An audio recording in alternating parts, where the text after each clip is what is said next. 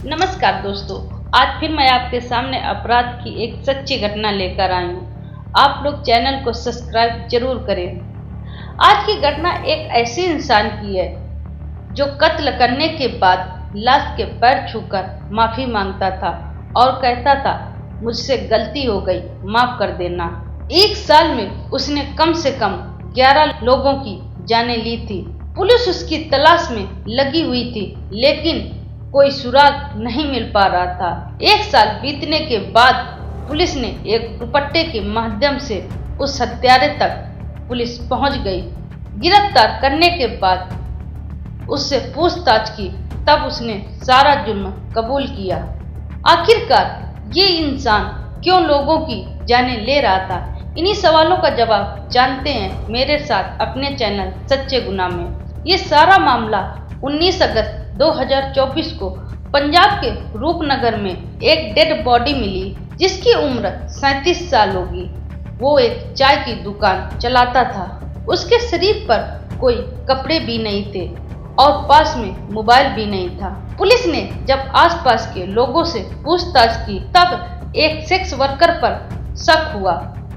शक के आधार पर पुलिस ने उसका स्केच बनवाया और उसकी तलाश शुरू की। 4 महीने बीतने के बाद कातिल का कोई पता नहीं चला। 23 दिसंबर को पुलिस को रामस्वरूप उर्फ सोढ़ी पर शक हुआ। शक के आधार पर पुलिस हिरासत में लेकर जब रामस्वरूप से पूछताछ की, तब रामस्वरूप ने पुलिस के सामने सारा जुर्म कबूल किया। उसने बताया कि एक साल में कम से कम मैंने 11 लोगों की हत्याएं की हैं। पुलिस को यह भी बताया कि हत्या करने के बाद मुझे अफसोस होता था, इसीलिए मैं लाश के पैर छूकर माफी मांगता था और कहता था कि मुझसे गलती हो गई, मुझे माफ कर देना।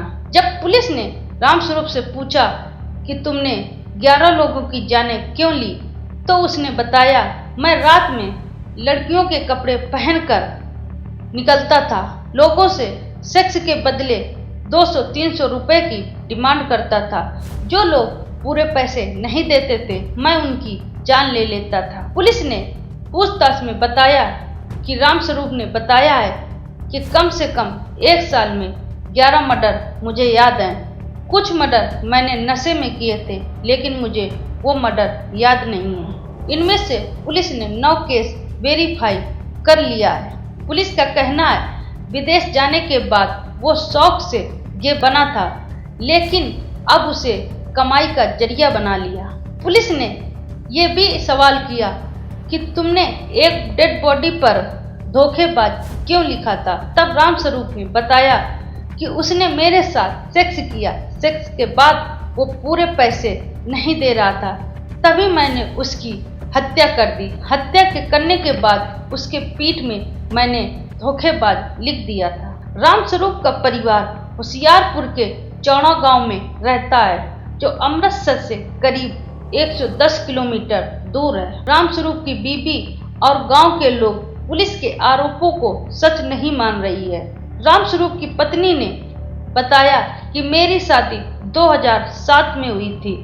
शादी के 14 साल हो गए, लेकिन मुझे आज तक उनकी ऐसे भी कोई हरकत से नहीं लगा कि वो गे हैं। हमारी 2 बेटियां भी हैं। पुलिस की जानकारी के अनुसार इंस्पेक्टर जतिन कपूर ने बताया कि 2018 में दुबई जाने के बाद रामस्वरूप अपनी इच्छा से गे बना था। पूछताछ में उसने बताया कि मुझे बचपन से ऐसी फीलिंग होती थी, लेकिन परिवार और समाज के डर से मैंने अपनी फीलिंग को दबा रखी थी।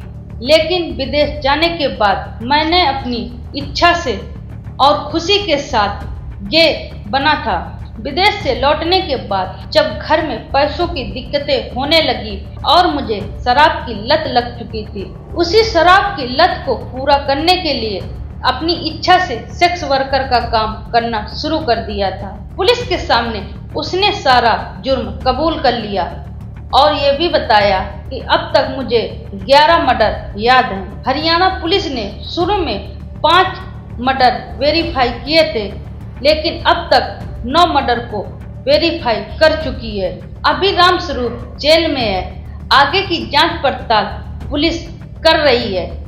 फिलहाल आज की घटना में इतना ही था। कल फिर मैं आपके सामने अपराध की सच्ची घटना लेकर हाजिर होंगी। जब तक आप हमारे साथ बने रहिए सच्चे गुना चैनल में। धन्यवाद।